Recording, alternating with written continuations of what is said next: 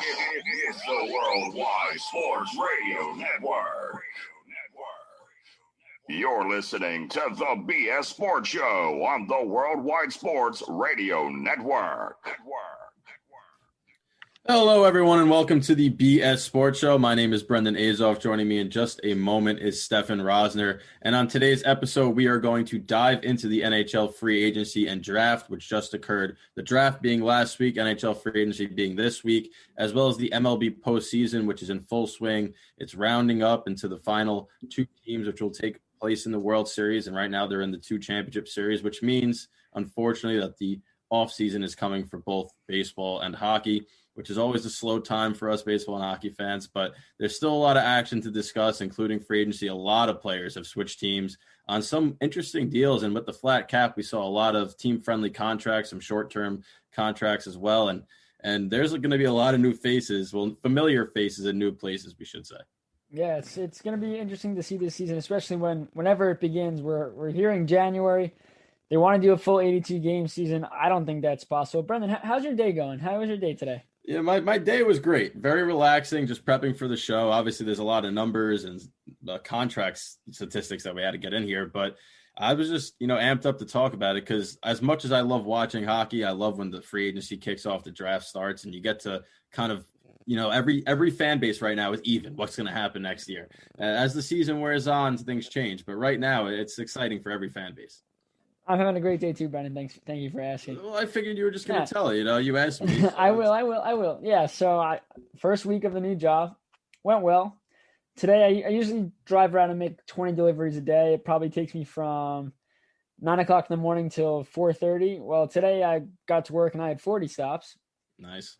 But I kicked that in the butt and got home at 3 o'clock. So that either shows I don't work hard enough in the 20 stops shift, or I just worked extra hard today. I'm going to go with the extra hard today because I knew I had to get home for this show. But let's get to goaltending. That's my favorite thing. And look at all the goalies that join these places. You got Henrik Lundqvist, which I'm sorry, it's got to hurt. Capitals. Former Capital Hopies with the Vancouver Canucks. Interesting. Markstrom gets a 6-year deal with the Flames. Talbot gets a 3-year deal with Minnesota. Dubnyk is with San Jose after being traded there. Corey Crawford signs with the Devils. What else? Matt Murray gets a 4-year deal with Ottawa, and Anton Khudobin goes back to the place where he should never leave, and Dallas Stars, because they love him there and he loves them. So let's break some of these down. But I think the first one to talk about, I think it's Braden Holtby to Vancouver, and the fact that Markstrom was a UFA. I don't think they had the financial capability to sign him back, especially with their cap issues. But Braden Holtby does not look good in a Vancouver Canucks jersey. None of these goalies look good. They don't look right, but I don't know. I feel like Vancouver is ready to take that next step as a franchise. They showed it this year. Markstrom had a great season. And you go and get Holtby, who, were there better goalies statistically on the market? 100%. Holtby is a winner, so they want to bring a winner in.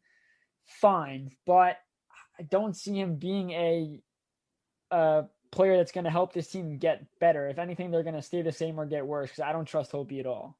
Well, you're thinking about that a little too literally because they do have Thatcher Demko there. They do. And Demko proved what he could do in the postseason. So I think that it's going to be a platoon. I don't think Holtby's going to be the number one. It's going to be in a 1A, 1B type situation there. And it's interesting to see how that pans out because if Demko does play well, he's an RFA. And at the end of next season, so they're going to have to re-sign him. But there's also the expansion draft. So who do they protect? And I think that Holtby was signed to help Demko ease into the NHL starter role this year. And then he's going to be expansion draft bait come the end of the season. But Vancouver added Nate Schmidt, which we'll get to in a little bit. But this team's very young and talented. So there's a lot of, high-end skill. And I don't think that the goaltending is going to be the main, the deciding factor between how good Vancouver is. Last year, Markstrom, had a great year for somebody that's been, relegated to backup duties most of his career, but he wasn't outstanding. He wasn't like a top tier goaltender. So I think that if Demko and Holtby can be manageable, 2.5 to 2.7 goals against average, about 9-10 and up save percentage, then this team will be playoff bound again. You're asking a lot from Holtby to get his goals against average to that and his save percentage. It could be rejuvenating.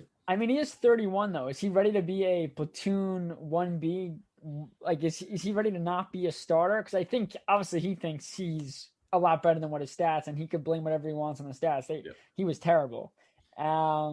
the best thing for the Canucks is that he has a bounce back year and showcases why he was that good and why he has a cup. So it'll be interesting to see what goes on with that. We can move on though. Jacob Markstrom, as we just talked about, 6-year deal, $36 million with Calgary. And it's interesting because Rittich, who's been there for the last couple of years, who had I thought he was good. And then it turns out that they like Talbot a lot. They went to Talbot more in the playoffs, correct? Yep, correct.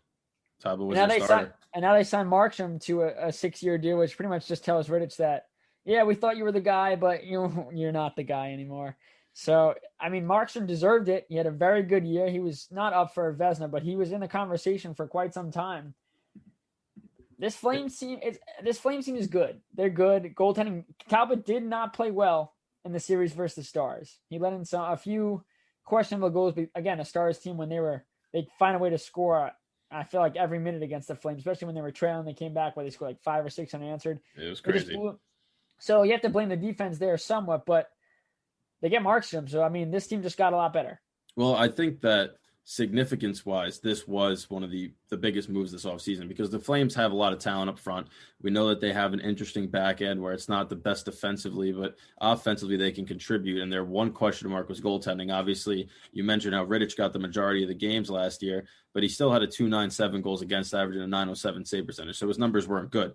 Talbot, they liked more, got to start in the postseason, and then it was kind of eye-opening for them because they both got shelled, right? In that series against Dallas, they both did not look good. Talbot let in some softies. Rittich came in, let in even more softies. So I think that they needed to solidify that goaltending position. But then you look at Markstrom.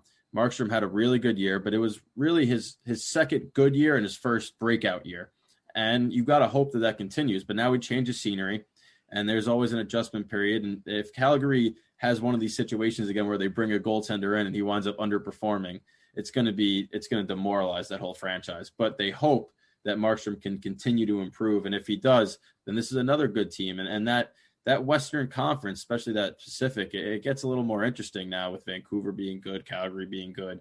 It's going to be really cool to see which team, because like you said, both those teams now have new goaltenders. So can Canada finally get back to the promised land in the playoffs? And it starts with the back end out. That would be so funny if the teams that make it, that go farther, aren't Montreal, aren't Toronto, but it's going to be Calgary, who for a while they were like, oh, we might have to move the team because they weren't getting any fan support. Ottawa, I think Ottawa's going to be better than they were this year, especially they now have a goaltender. I mean, Matt doesn't take much. Doesn't take much. That is true. And then Vancouver would be your teams. You got Toronto. That'd be so funny. And obviously, screw Toronto and everything they stand for. If I had to pick out of the Canadian teams right now that's best positioned for a run, I'm picking Vancouver. I was going to say the same exact thing, Brennan. I think you look at Winnipeg and yes, you got Hellebuck. Great. I still think they need a little bit of help on defense. Their forwards are their forwards. I mean, line is being rumored to be dealt here or there, Ehlers, all that kind of thing. So clearly there's a lot of players that they want to move, which means they're not happy with the group they have, or they think they can get much more back. I really do think Ottawa is going to be a lot better. I think the Canadiens are going to be a lot better too. I think they obviously made the playoffs this season, expanded, but I mean, they add a few pieces, which we'll get to later. I think they're in a good spot. Cam Talbot, though, 3 years to Minnesota. It's interesting. Minnesota has so many other things they need to worry about. Yes, they draft Rossi, right? They did draft Rossi, which is a great pick. I should have drafted the goalie, Askarov, I think it's pronounced, or something like that, close enough to that. Wow, my Russian, my language, I can do it now. It's great. But I thought they should have drafted him. Yes, you can't pass up on Rossi, you dropped. I just think they really need goaltending. Stalock's not the answer.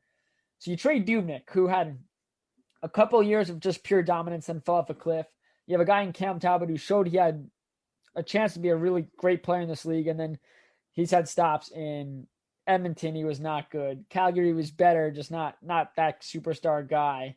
And now you bring him into Minnesota, where you've already seen a goalie where you've taken a chance on a goalie. He panned out. Maybe that's why he got a 3-year deal. He pans out for 2, you get rid of him in 3. Yep. I just think that's a lot of money to give to a guy that he really hasn't proven himself to be especially on a team that's rebuilding. You can't have a goalie that's going to be terrible. No. He has to be a good goalie. That way he helps the defense. You know, he makes big saves, like keeps the team in it, all that kind of stuff, and helps grow this young team. I don't think that's the answer, though, getting a guy like Cam Talbot.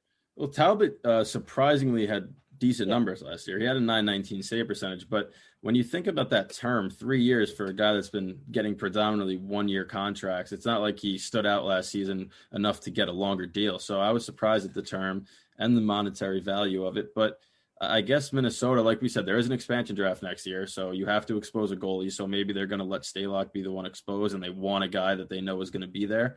Talbot had that great run with the Rangers when Lundqvist got injured, and that team was very defensively sound. I think that they allowed like 2.2 goals per game that season. So even with Talbot, that defense was so sturdy that he didn't have to make any outstanding saves. He just had to be solid. And when you look at Minnesota, they also, despite losing people, have a very good structure defensively. So I think that will benefit him because he's played on Edmonton, who is a run and gun team, and Calgary, who's very offensive minded as well. So the fact that he's going to go to a team that's a little more defensively sound may see his numbers steadily increase. And I'm not talking about 919 up. I'm talking about stay the same there, but get more wins. So the goals against might come back down to earth. And if they do that, he's a solid goaltender, very positionally sound. He's not flashy. So they got to hope that he stays sturdy. But we saw with Devan Dubnyk that he was good, and then all of a sudden he fell off a cliff. Talbot has that same type of tendency where he could be very good for 5 or 6 games and then just be awful for the next 5 or 6. He's very streaky. And Minnesota is really banking on a couple of guys that have been up and down their whole careers. Well, I think you nailed it on the head. It's the team in front of him. That's why Talbot was so good with the Rangers. That's why his numbers from Edmonton to Calgary were better, because Calgary's defense and they got guys. They have guys. And I think Minnesota has the defense. If they don't move Dumba, right? He's still there. They talk about moving him, but he's a very good defenseman. So if they keep him, that even makes it even stronger for Talbot back there. You look at Dubnyk. He goes to San Jose. San Jose was what? 1 or 2 wins from the Stanley Cup final a couple of years ago, and then was terrible last year. He posted, these were his numbers last year: 3.35 goals against average, 890 save. The 890 save was a career worst. The 3.35 was a career worst if you don't count his first season, in which he played in 19 games, 2009, 2010. He wasn't good when he started. So a terrible, terrible year. But his numbers have gone down the last couple of years. He was dominant. He was very dominant for a couple of years with Minnesota. San Jose now, we talked about this, I think, last time. They have Martin Jones and Devan Dubnyk.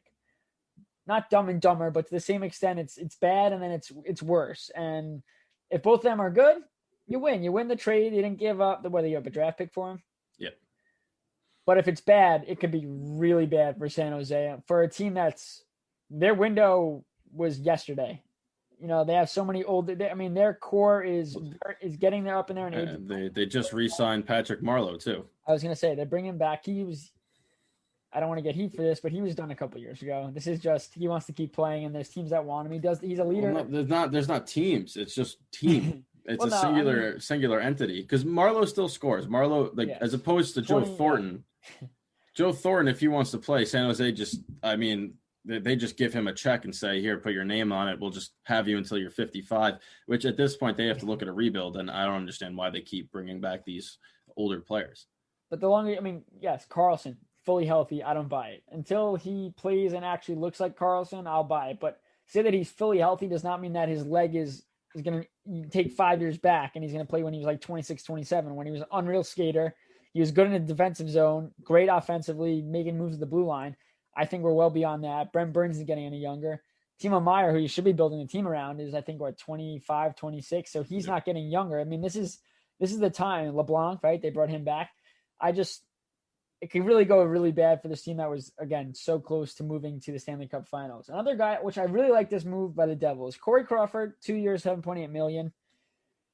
And you question, they were in on the Thomas Greiss. People thought that that's where Greiss was going to go. Greiss goes to Detroit, which we'll get to at the end.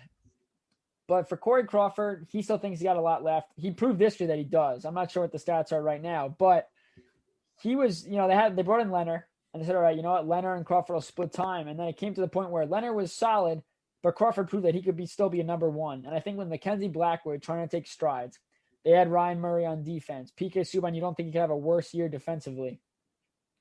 The Devils are looking like they've improved, and I think having Crawford to help Mackenzie Blackwood take that next step is very crucial. And Crawford knows he doesn't have that many years left. He's been injury riddled. It's been tough, but he wins. He wins. He's won before, and I think he brings that winning mindset to the team. And I think he's got a perfect mentor for a guy like Mackenzie Blackwood. He really is, and that's why this tandem now becomes dangerous, because if Blackwood does struggle or have any type of growing pains now, Crawford could step in. But Crawford isn't going to just relegate himself to a backup role. He's going to compete. I think that his 9-17 and 2-7-7 last year. Now, the goals against is probably elevated because of Chicago. We saw Leonard, his goals against went up, and then he went to Vegas. They dropped significantly. So he's still a good goaltender, but you have to be wary of the injury bug. So I think that a lesser, amount of games for him and playing behind Blackwood essentially will definitely keep him healthier and better and sharper. And it's got to be good for, Crawford. It's good for him because he loved Brodeur. He comes now to the team that he won so many cups with. And then he also can mentor a very good young goaltender in Blackwood. Yeah. And I mean, we worked for Binghamton, Brendan. You got Gilly Sen, who we like. He's a great guy. They also signed? Who'd they sign? Scott Wedgwood. Did they? Yeah. I think he played for Toronto's team. I think, was it Utica Comets? That's Vancouver, right? Utica's Vancouver. I think he played for Utica. I just remember they faced him a couple of times when we were working there. They signed him, but I mean, Gilly Sen, he's not NHL ready, but he can. I mean, I think he's played a few games in the NHL, and I think that if Crawford goes down, it's Mackenzie Blackwood's show, and Crawford's gonna try to play there, and he's gonna get some playing time. It just really depends how Mackenzie Blackwood improves. Let's move on though. I mean, Murray signed with Ottawa. Murray's we know what we're going to get with him. It's going to be inconsistent. And then Khudobin's. So let's move on to the big names. Still got Henrik Lundqvist we didn't even talk about. You want to talk about him?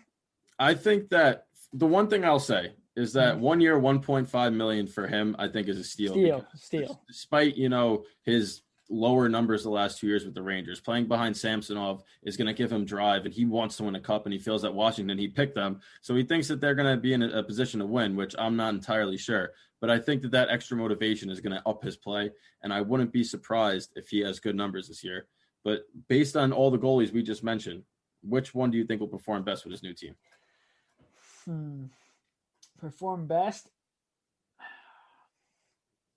I'm going to say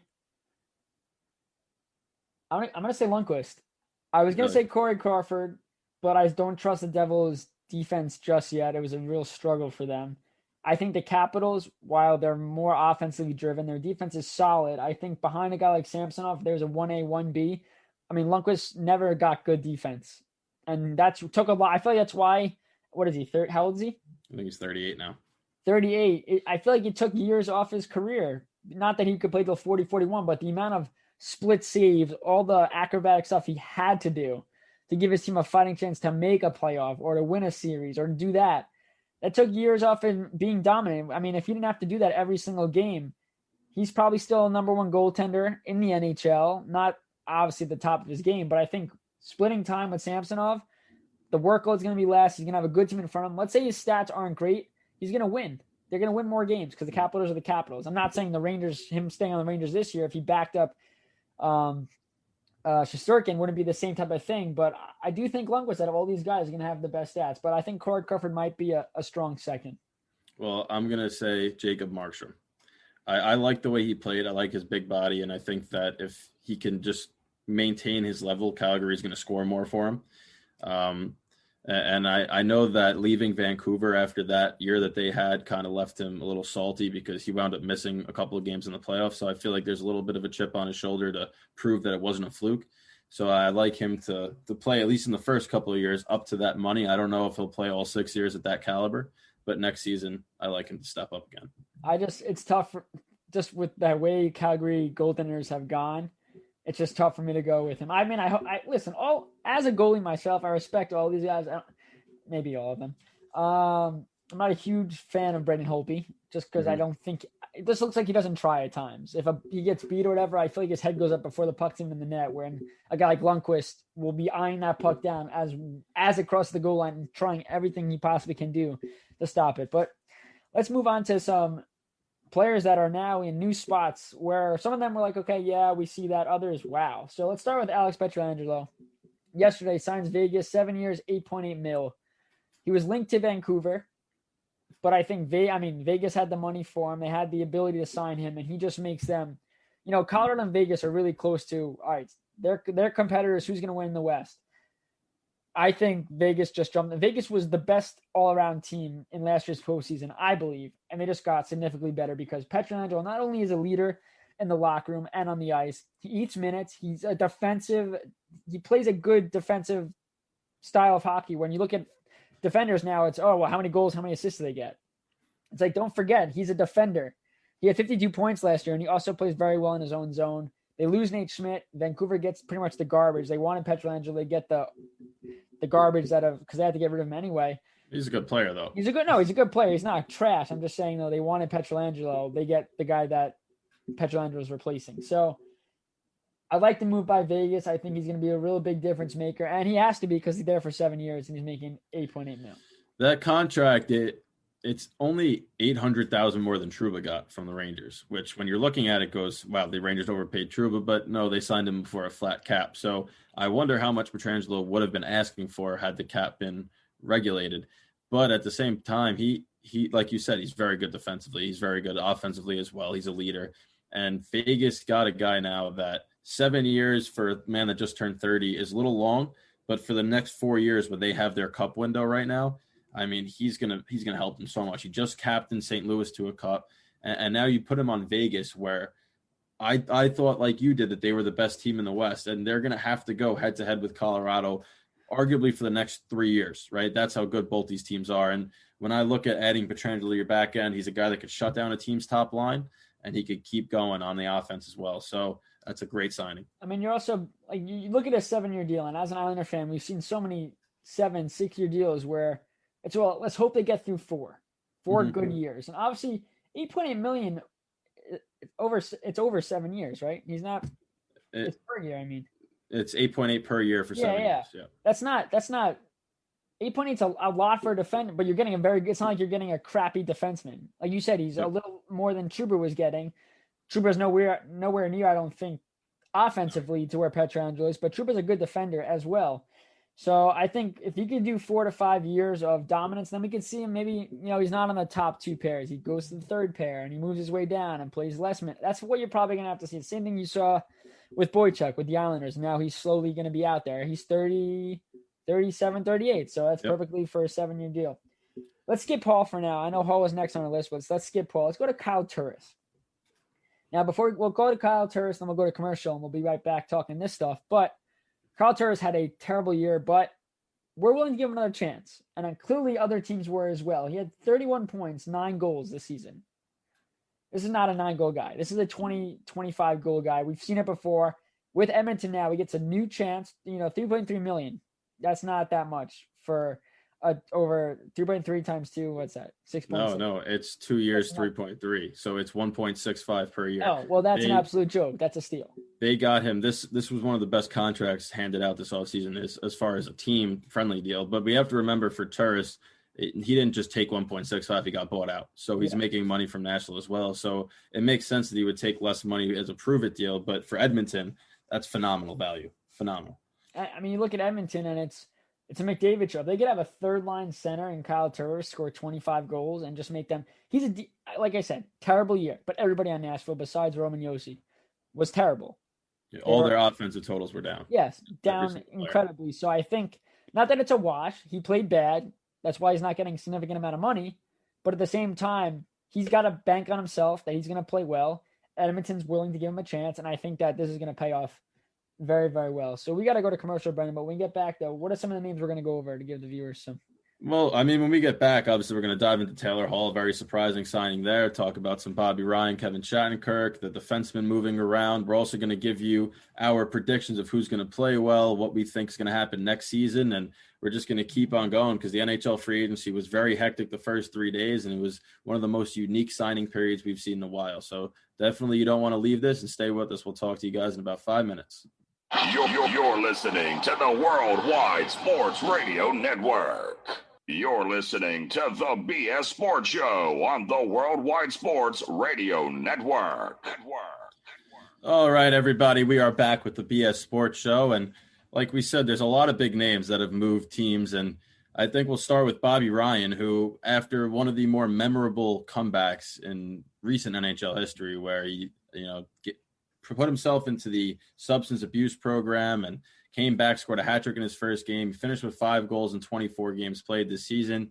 and gets bought out by Ottawa. Obviously, Ottawa was trying to just revamp their whole roster, and he signs a 1-year, $1 million deal with Detroit. And Detroit made a lot of good moves, and bringing Bobby Ryan in kind of a prove-it deal, I think, is one of the best ones they've made this offseason. As an Islander fan, we saw Robin Leonard go through the same thing, and he also got a 1-year, $1 million deal. And what this does is a zero-risk move. If he pans out and has an unreal year, even a great year, for Bobby Ryan, a great year is just playing as many games as possible, getting his feet back under him. He didn't play that many games this season. He played 24. All right, so let him get his legs back under him. We don't know how long the season's going to be. I would expect, I would hope, for him to cap over 15 goals. Again, working his way back. I don't think, there's a lot of people that said he's done. He's done, don't do it, no one should sign him. Detroit really has nothing to lose. They have a young team. Why not bring in a guy like this who could have a great year? And guess what? If it doesn't work out, he shows that he might be done. Maybe even retire. You don't know. He's been through a lot. He's clearly been through a lot, and we can't pretend like we know what's going on in his head or what he feels like. But if it doesn't work out, all right, $1 million, no biggie. You probably aren't connecting to him long-term anyway because you're in a rebuild as well. So I think this is a brilliant move by a Detroit team that's trying to – I mean, they had a terrible – they didn't get over 40 points this season. Yep. I think they were in last place by over 25 points, which is disgusting. But now the Detroit gets Thomas Greiss. They have a solid tandem with Bernier and Greiss. They get Troy Stecher from Vancouver. And then, they add Bobby Ryan. So I think these moves that they've made, Bobby Ryan included, are really going to help this team. They might still be in last place in the league. They might be. The Kings are certainly going to be down there as well. I don't think they've done anything besides a great draft pick. But I think Detroit is going to have to work their way slowly out of the basement back to a contender. And if Bobby Ryan can help these young guys do that, then 1 year, $1 million is perfect. Well, Bobby Ryan is trade bait. That's pretty much what he is. If he can turn a good 2-3 months in for the Red Wings, they're going to move him and get more prospects and picks in return. You mentioned they added Stecher and Greiss. They also added Vlad Nemestikov and John Merrill. So they made a lot of good moves this offseason, and I think they're definitely going to improve, which doesn't say much because it's hard to not improve on a 38 or 39-point season, whatever it was. But, moving on, we'll go to Anaheim now. And this was a surprising one for me because Kevin Shattenkirk, who came off a great postseason with Tampa Bay, you would think would want to stay with a contender, but instead he goes to Southern California, signs with Anaheim, 3 years, $11.7 million. And it's a good contract for him, especially after getting bought out by the Rangers. It looked like a low point in his career, but he's bounced back. He's making good money now, and he goes out to Anaheim, who could really use a defenseman like Shattenkirk. I was going to say, this is a perfect fit for him. It's a shock just because, again, we're going to get into this in a second. You take more money or do you go to a contender? I mean, this is a thing that players have to go through. Yes, it's a business. Yes, this is your livelihood. If you want to support your whole family, live in a nice place, you got to take the money sometimes. Anaheim needs defense because I don't know how much longer Gibson could last with having nobody in front of him to help him. Yeah, it's terrible. You look at, again, let's compare him to Lundqvist real quick. He is an acrobatic goalie that makes those big saves and does all he can to help his team win games. They didn't win a lot last year. But at the same time, he's in his prime right now. How many more years are going to go with having no help behind him to then when he's in his 30s, you look back and go, if only. And here's the move they make. They didn't have a huge cap issue this year. They signed him to a good deal for him. And they're begging that he's going to be the defenseman they saw in Tampa in the playoffs and the regular season, not the guy they saw in New York. And I think Anaheim's not a huge market. Yes, they're in California, which means it's California. Who doesn't want to play in California? But at the same time, he now helped the team win the cup. Now he's trying to help a team improve and get back to being competitive. I think this is a good fit for him and the team, especially if he plays well. Obviously, on the flip side, if he doesn't, another bad contract that you're going to have to just suck it up. But at the same time, it doesn't matter if he loses all of his hair because I know he's going bald. If he could be a serviceable defenseman and help this team out a lot. I mean, they still got Cam Fowler, which I know they've been talked about moving him, but he could help a lot of people on this team and hopefully give the fan base a little excitement because he is Shattenkirk and he's done wonderful things.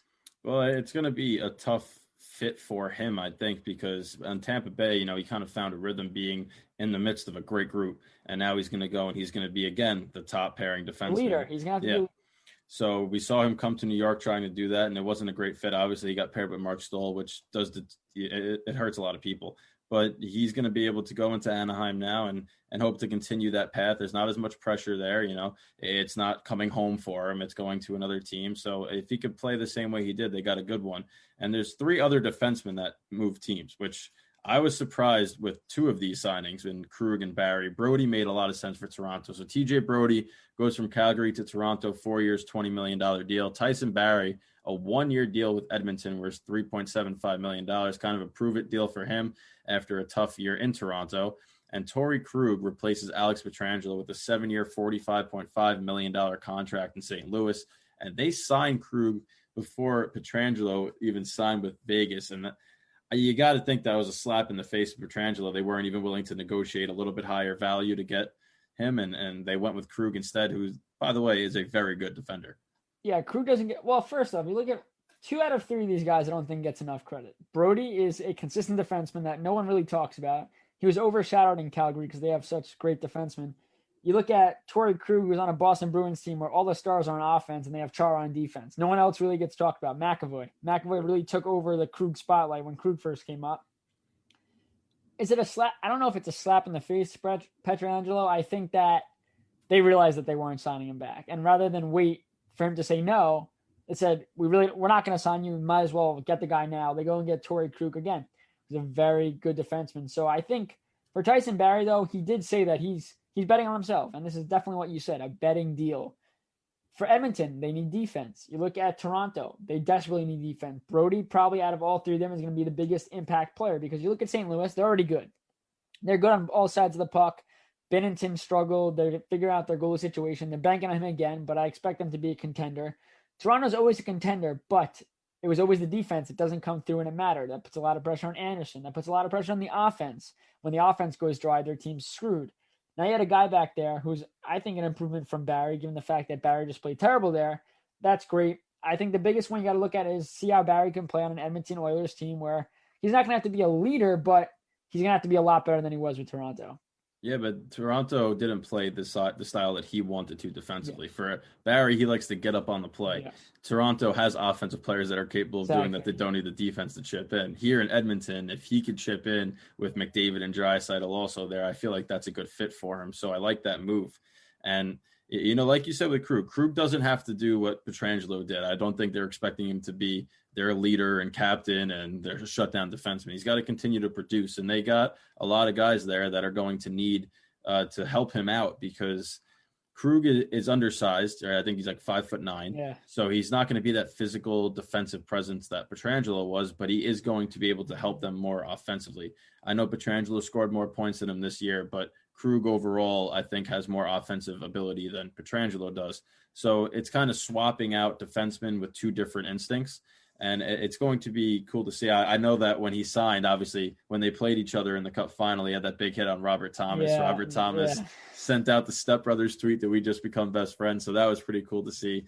And, I mean, outside of the Taylor Hall one, which I'll let you get to now, this was one of the more surprising ones for me.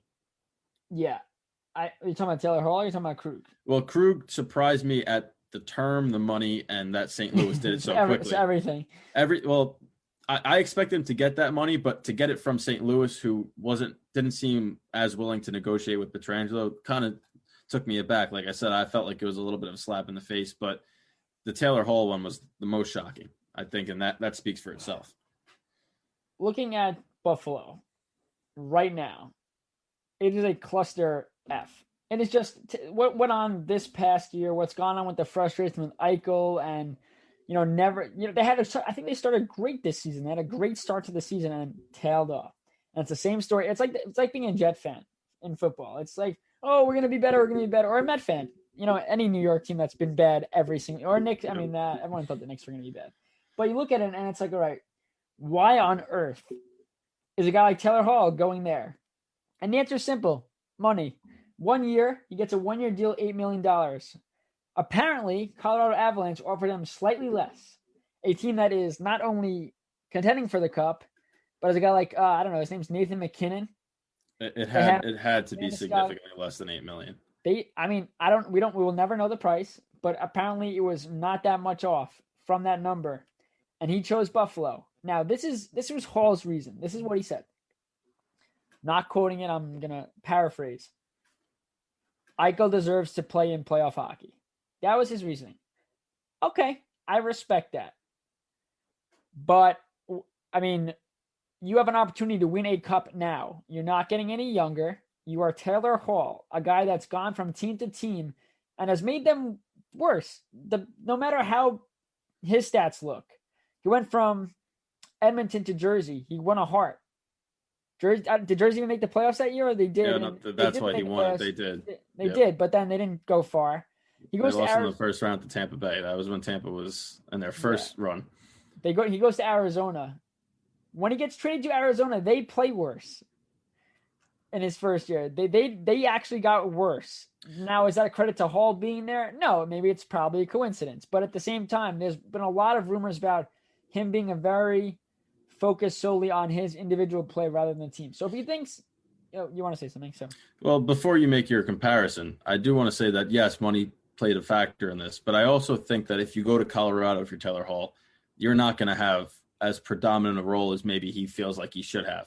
If you go to Buffalo, you're going to be on that top line with Eichel. There's a lot more opportunity for you to produce. And obviously the Avalanche are solidified, right? They have their top line. So you're already looking at going to second line minutes. In Buffalo, you get that first line, first power play. So I do think that plays a big role for somebody because it's only a 1-year deal. So it's like Barry. He wants to prove it. Yeah, but the general manager of the Sabres said he hopes this to be a long-term move. And so did Arizona. I can't see it. Let's say he has a great year and Buffalo is great, but I still don't think Buffalo's a player. I don't think Buffalo's a playoff team, even with Hall. I don't think they are. I don't think they have the goaltending. But if you look at that scenario right now, if him and Eichel develop some crazy sort of chemistry where they're just tearing up the league, he might stay there and say same thing with Eichel. We're gonna both leave if you don't find the goaltending, because they have the defense, right? You got Ristolainen in there. They have Rasmus Dahlin. Yes. They have these young guys that are coming up, and Dylan Cousins on offense too. So they're building in the right direction. They had a pretty solid draft. To me, if they could find a goaltender, which has been, there were just 20 million of them on this open market. I was going to say, though, they had so many opportunities. They signed this guy to an $8 million deal, which, yes, if it pans out with Eichel, great. But I just feel like Hall is not going to want to stay there long term. I think Hall is looking at this COVID-riddled season and saying, well, if I have a great year, I might be able to get 10 mil, 11 mil. Not, I'm not saying he took less, but he's like, okay, if I get 1 year, 8 million, play with Eichel and have a fun year, great, then I'll move on. I don't think it's a long-term thing. But you look at a guy, we get into this now. What's more important, money or winning? And we're not in a position we can make the claim all we want that we care more about winning, but we have thousands of dollars maybe in our bank account. If that, Taylor Hall makes that just by sitting and eating and not even playing, he makes that money. So it's tough for us to say that, but at the same time, you got a player like Pat Maroon, 2-time back-to-back. He won't let it go. He's a back-to-back Stanley Cup champion. I did the math, so it's probably right. I'll say 98% correct. I did it on my phone. Maroon took a $900,000 deal to stay with Tampa. This is a guy that could be making millions, not millions, but $2.5 million a year. I wrote an article a couple of days ago about it. I compared him to a couple of players. I think one of them was Jay Beagle, who's getting paid more than him. There's guys that are getting paid more than him. That Matt Martin, the Islander, is getting paid more than him. And yes, they bring certain things, but Pat Maroon is a physical player. He gets in the dirty areas. He loves chirping, which riles up a team, and he wins. He flat out wins. He's made the playoffs 6 times in 9 years, in his 9 years career. In total, throughout his years, 9 years, $12.2 million is all he's made. Yes, he's not a guy that's going to be making $30, $40 million. He's not that kind of skilled player. Taylor Hall, though, throughout his entire career, 10 years, I think he's made $52 million. Or 53, close to $53 million. He's made the playoff twice in 10 years. He won a Hart. Which career are you taking? Well, I mean, it depends. Well, are you taking? I'll take the Hart and the 53 million over the. But you grow up and all you want to do is win. Yeah, but Hall still has time to win. He does have time. And I don't think that necessarily. The money for Hall has come a little bit more just because of how skilled he is. You win a Hart, you're going to make more money. Yeah, no, definitely. For Maroon has taken advantage of. He wasn't winning in Edmonton when he was there. No. And then he had the ability to come home for cheaper, and he took it. We've seen players do it. We saw Shattenkirk do it to take that cheaper deal to go home, and he happened to win in St. Louis, and then he goes to Tampa Bay on a cheap deal and wins there. And he's picking the right teams to sign these cheap deals with. For Hall, he's getting offered. Now, I don't think any team's going to offer Hall less than $6 million. That's the talent he is. And he had the chance, like when he was with New Jersey, he won that heart. He was the only reason they were competitive. Exactly. So it's kind of the teams that were around him. And he didn't want to leave Edmonton, by the way. No. So, imagine he stayed. I mean, you look back at Peter Chiarelli, what he's done, and that was for Adam Larson. No, it was for Oliver Ekman Larson, but he thought that it's just terrible. But yes, I mean, when you look at the grand scheme of things, I'd love $53 million, but I'd also love a cup. So I'm not envious of either one of these players, like to be in that situation to pick. If you looked at Taylor Hall right now and said, you've already made $53 million. If you had to pick a team to sign you for a cheap deal that you're going to win a cup, he may do it. That's what I'm saying, though. He's already made the money. The money, take away the $8 million he got this year. He still had 40. Wow, my math is terrible. 43, 42, 44. Yeah, oof, God, buddy. Out of college a long time now, huh? A couple of months. No, so he's made the money. I just think like Colorado, we don't find out what the number was. Let's say they offered him $7.5 million. I just respect a player that's willing to take less to win and help a team, because Maroon knows that he can make millions. His agent knows that, but his agent's probably not happy he's taking less money. But at the same time, he clearly cares about winning more than the money, because if he really wanted the money, he would probably go to a bad team willing to give him Detroit, a team like Ottawa, probably could have offered him a $1.2, $1.3 million deal. They were not going to win with him. Why is he going to waste his time? I think he's almost 30, or he may be over that. Why is he going to waste his time on a team that's not going to win? He's not going to put up the numbers that Hall's putting up. He's going to be a depth player on their team, and he knows his role with Tampa. So I just respect players. We see this in the league all the time. And I'll get to football real quick, even though I hate talking about football. Le'Veon Bell right now with the Jets.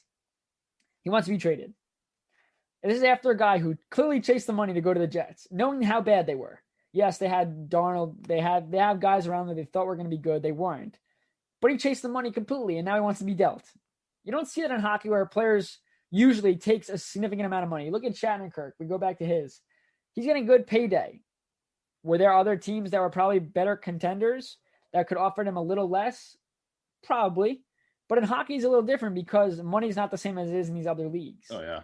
That's the biggest thing is when you get a chance for a big contract, you usually have to take it. But again, if it's close and you're going to go and take a little more money to go to a team that's not even close to where another team is, I just think that's tough, especially for, young players that look up. I mean, we grew up playing in our driveway going, yeah, we scored the game-winning goal in the Stanley Cup. That's what we dream about.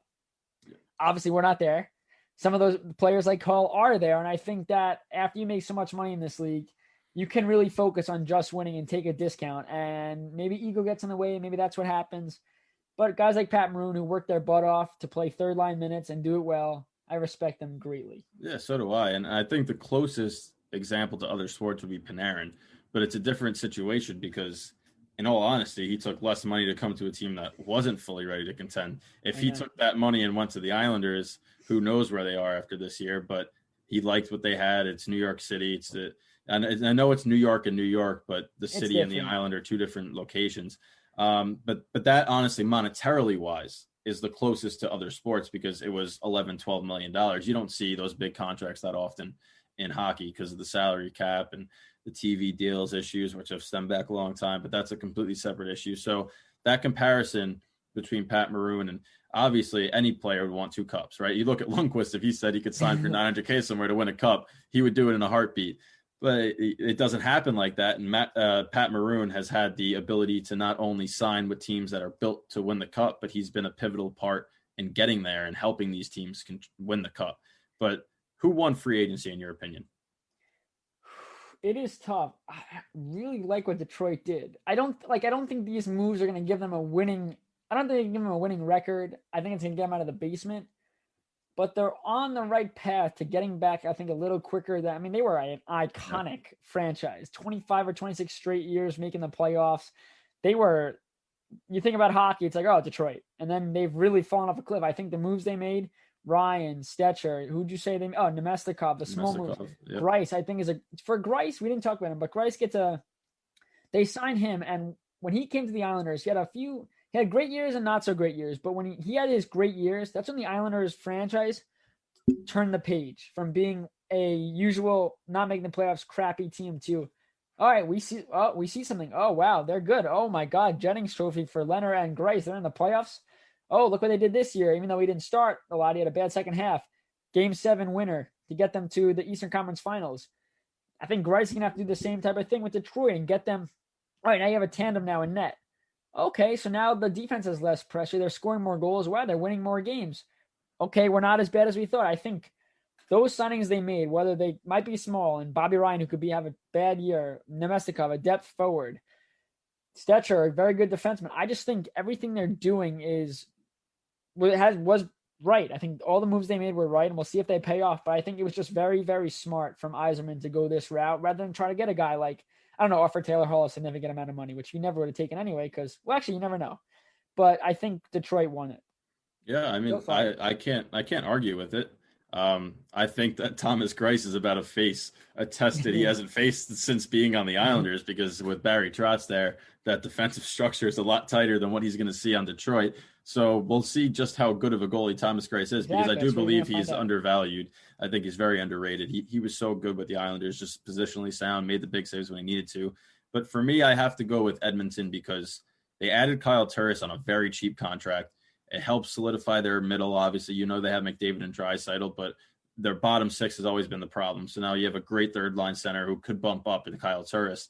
And they added Tyson Barrie, who on a prove-it deal might be just what they need defensively to help them get over that hump and get a little farther in the playoffs. So for me, my free agency winner was Edmonton, but like you said, you can't go wrong with Detroit, and there were a few other teams that did great as well. When we come back from this commercial break, we're going to go quickly through a couple other free agent questions. Then we're going to dive into the tri-state area hockey, New York Rangers, New York Islanders, New Jersey Devils, busy with the draft, some free agency moves, and just what the future is going to look like for hockey in New York and New Jersey. So stay with us. It's the Worldwide Sports Radio Network. You're listening to the BS Sports Show on the Worldwide Sports Radio Network.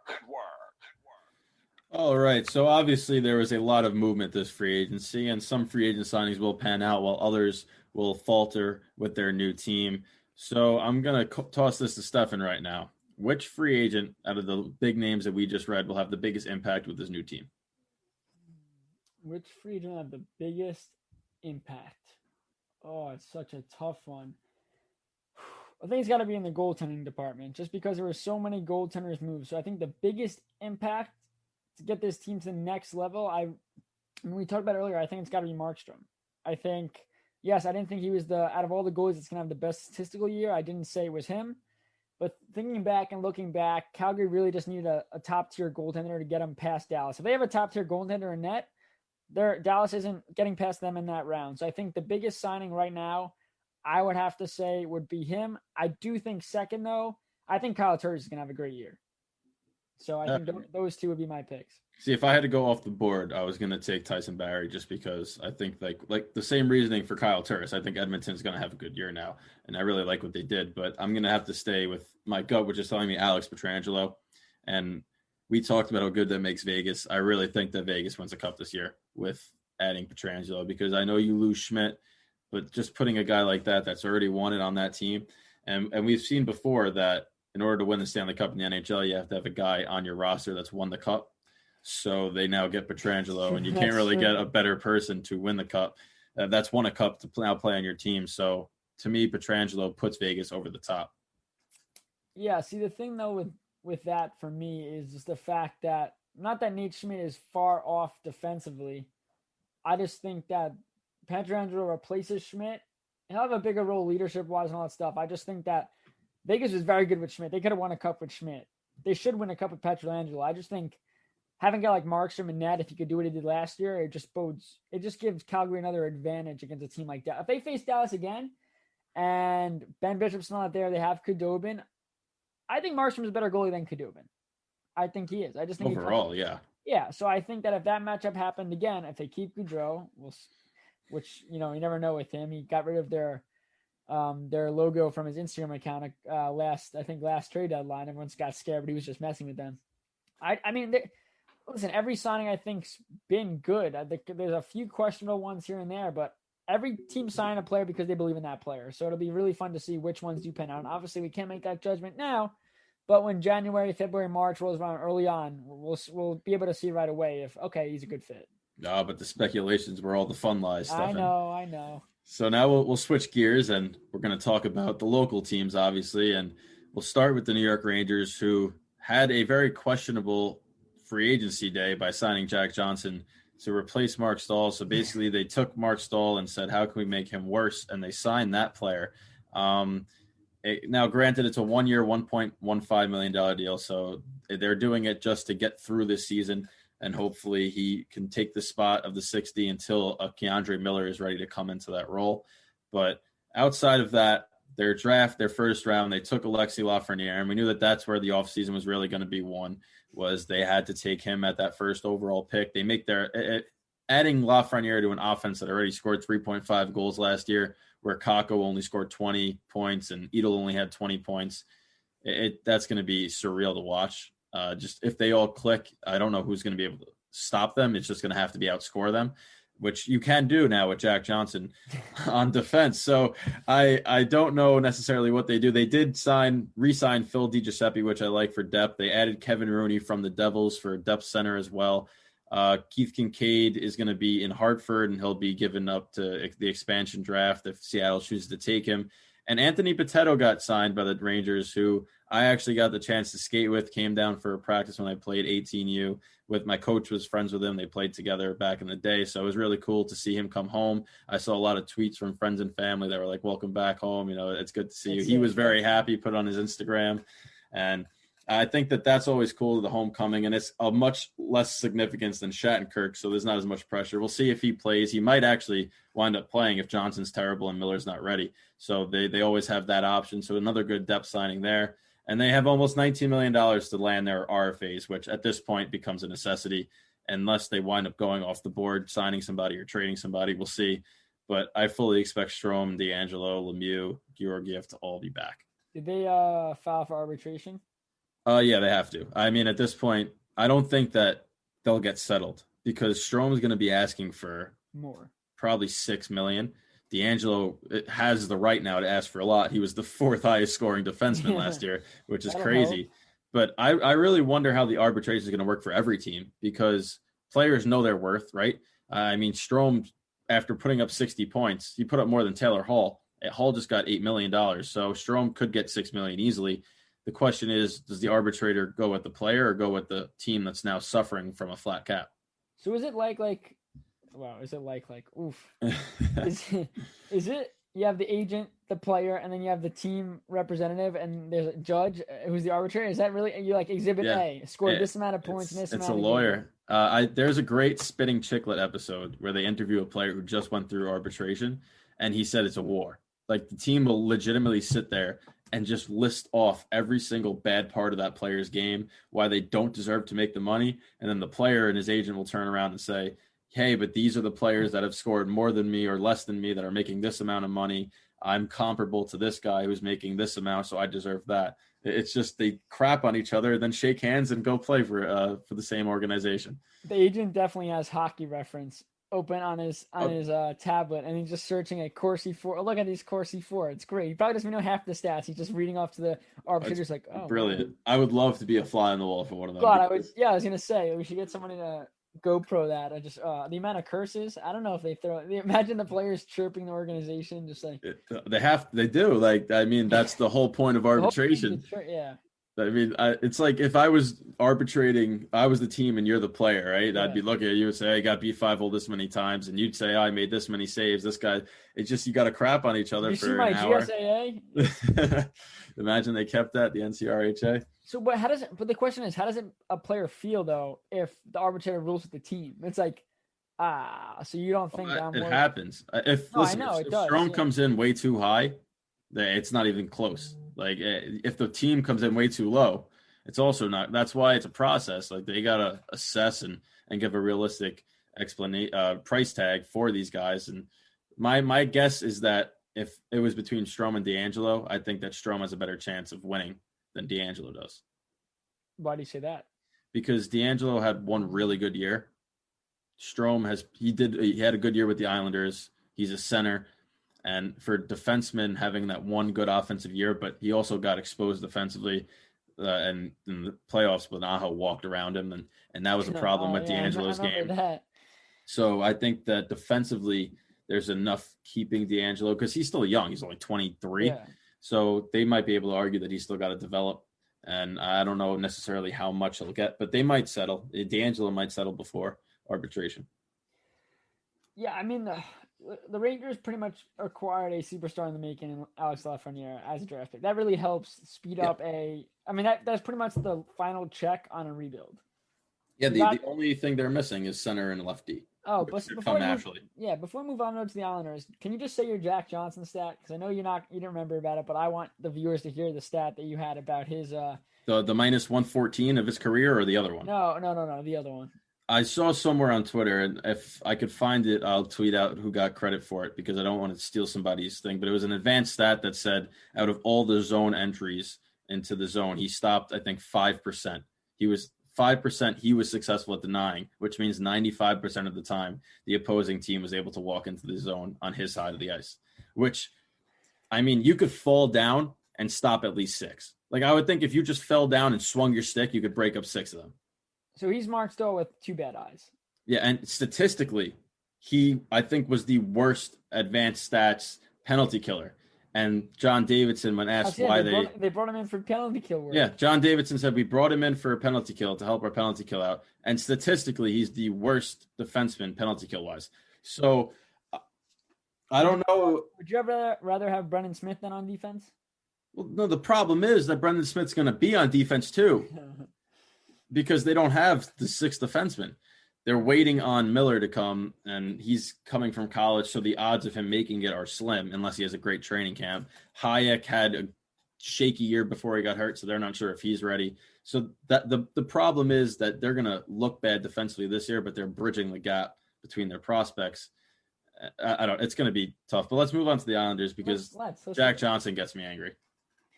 He seems to get a lot of people angry. I mean, he didn't even start yet, and I'm angry. Yeah, so just cool a little bit. Maybe surprises you. Maybe.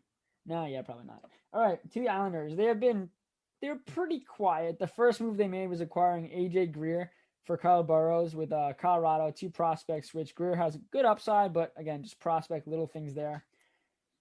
The biggest news was the trade they made yesterday. Devon Taves to Colorado for 2 second-round picks, one in 2021, one in 2022. Devon Taves has been a top 4 defender for this team since he's come up. His first game ever coming up, I think a year and a half ago, because he came up halfway through the season, was a overtime winner. I remember that game against Chicago against a goalie. What was his name? He played roller hockey. That's what he was known for. It wasn't. I'm trying to remember his name. Oh my God, something D'Elia. Yeah, Colin D'Elia. There we go. Yeah. The only reason I remember this game is because it was Taves versus Taves, and I've never ever seen 2 people spell their name like that before. No relation either. No, which is Taves also went to Quinnipiac too, and you don't, even though it's a top tier program, you don't see a lot of players make it. I think Matthew Pekka became the first forward. I was gonna say they don't have many in the NHL. First forward to score from Quinnipiac ever was Matthew Pekka, who just signed a deal somewhere actually. I can't remember where, but so they trade him, and the thing is you have the 3 RFAs the Islanders were focused on was. Obviously, your first one's Matt Barzal. Second one's Ryan Pulock. Your odd man out, if there was going to be an odd man out, was Devon Taves. They all go to arbitration. Barzal doesn't. Pulock and Taves filed for arbitration. And then Lou Lamoriello said, Taves probably going to ask for too much. Let's just deal. And they get 2 second-round picks. And for me, for a guy that really struggled in the playoffs, he made some boneheaded plays. I feel like every time there was a big crunch time moment, he would ice the puck. And they lose the faceoff and give up a goal. It happened twice in the playoffs. Both leading to goals right off the bat. He made some boneheaded plays here and there. And for an Islander team that believes that Dobson's ready to take the next step, they signed their Sebastian Aho, to a 2-year deal. They think he might be ready to take the next step. Andy Greed for sure is being brought back. They said it's really a possibility, and you have to. They're looking to move Boychuk. I heard rumors that Boychuk and a draft pick, they're going to try to move him now. Too much cap space. Letty could be on the move, but the Islanders have been really quiet, but Lou Lamoriello just never shows his cards. He is so quiet. He could be working on one of the greatest trades of all time, and you will not find out about it until until it happens or Yep. well after it happens. You look at Bob McKenzie, this guy usually breaks trades before they happen. You don't get anything out of Lou Lamoriello before it happens. He's very quiet, very secretive. I kind of like it, even though Islander fans are waiting. What are we going to do? What are we going to do? What are we going to do? The Devon Taves move gives you an opportunity to now have more cap room. You get 2 picks back. But I also think these 2 picks, one of them is going to be used with Boychuk. I think he's going to keep them. I mean, you think about it too. Colorado is very good. So the odds of their draft picks being good draft picks. You can't trade with Colorado anymore. I don't think they've lost a single trade. No, but I mean, everyone's saying that they won this trade because they're getting Devon Taves who can now play with a guy like Makar. He can play on the second line. Well, the reason they won this trade, now both teams are going to, like, you look at it from an Islanders perspective, you got 2 seconds for a guy that you may not have been able to re-sign as it is. Fine. Yeah, there have But been guys that got worse. Colorado doesn't need Taves to be the role that he was on the Islanders. No, yeah. And he's a serviceable NHL defenseman that they just got for 2 second-round picks. Didn't have to give up a prospect or anything. That's a very good team over there. No, they're very good. I don't like I said. The Islanders needed to have room to sign other players. They get rid of Taves, who was their odd man out, who struggled in the playoffs, and Colorado gets a top 4 defender. I don't think he's ever going to be a number 1 or 2. I just don't think he's at that point. But he's running a very good team where he doesn't have to be that top 4 guy. He could be a bottom pairing and still do his job. So it's an interesting trade, but a trade nonetheless. So the last thing the Islanders did, which we'll get to, is they signed Corey Schneider. This move is just, first off, they only have 3 goalies. They have Sorokin's here, Varlamov, and Skar. That's it. So they needed a goalie anyway. What Schneider does, though, is allows which I don't think this is going to happen, if Sorokin is not ready to start at the NHL level, Schneider could be a serviceable backup. I know he's been terrible, but he's now working with Mitch Korn and Pierre Greco, who are 2 of the best in the business with goaltending. They rejuvenated a guy like Robin Lehner, who fell off a cliff and found his way back. They can do the same thing with Schneider, but you don't need Schneider to be what he was. He could play the first 20 so games backing up Varlamov, which means he probably plays 5 or 6 games maybe. And then Sorokin hops in, great. If Sorokin's ready to go, you have Schneider in the minors helping out Skar, try to improve him. Schneider knows where he's at. He wants to rejuvenate his career. The last guy that traded for Schneider, his name was Lou Lamoriello. They have a connection there, and he believes in him. So I think it's a great opportunity for Schneider. He gets a league minimum, which I think is $700,000. Yeah, he's got to prove his worth, and we'll see what happens. But at the end of the day, I think it's a very good signing. As a backup, it's cheap. Yeah, it's a good depth signing. So many goalies out there that they could have signed just in case Sorokin wasn't ready, but no one was going to be close to the $700K. But for the Islanders, sorry, what were you saying? Lou Lamoriello is very loyal to his former players, and he is one of them. It kind of makes me wonder, if it didn't work the first time with them, why do you keep bringing him back? But at the same time, Schneider as a backup, who's going to play in the AHL for the most part, unless, like you said, Sorokin hasn't adjusted to the ice yet, it's a fine move. And bringing back Andy Green becomes a necessity at this point. I mean, also too, God forbid one of them gets hurt, Sorokin or Varlamov. Skarik's not ready. No. Have Schneider. And yes, is it going to be tough with him in that? You don't know. The Islanders' defense really masks a lot of weaknesses for goalies. Well, they don't need, you talk about a Devon Taves, they don't need somebody who's a name defenseman, because Trotz's system's so straightforward. You just play your spot and know what you're doing and you'll be fine. So it doesn't have to be a high caliber defensive player to fit in that system. So somebody like an Aho, if they think he's ready, probably can do it, because if there's a coach to get the most out of a player, it's Trotz. Yeah, no, I mean, and Dobson, is he ready? Every game he played this season, he didn't play in the postseason, but every game he played this season, he got better and better. He's a rookie. He's going to make rookie mistakes. He was flat-footed a bunch of times. He played with Boychuk, whereas you look at it when Boychuk was healthy and in the lineup, he was old. He was making mistakes, and you were playing with Dobson, which makes him look a little worse because a play happens, and he might get bailed out by a better defender if he's with him. And you don't even talk about the goal that just went in. But now that he gets beat, Boychuk's not back. Now it looks bad on Dobson. But the kid's 19 or 20 years old. I think he's 20. He's got so much upside. I remember we were watching the game when we were in a hotel room on a tournament, actually, when he ripped. And hopefully for him, that is the worst play to ever happen in his career. And when he retires in 20-something years or whatever, 15 years, he could look back and go, yeah, that was hysterical. Obviously now it's a sore spot, only a couple of years away from that. Yep. But the Islanders, everyone wanted them to sign, let's go get Hoffman. Let's try to trade for Palmieri. We're in the Hall sweepstakes. This Islander team was solely focused on keeping their team intact. now they have more room. Now they're going to move Boychuk. They have the money to sign their RFAs in Pulak and in Barzal. If they don't get offer sheeted.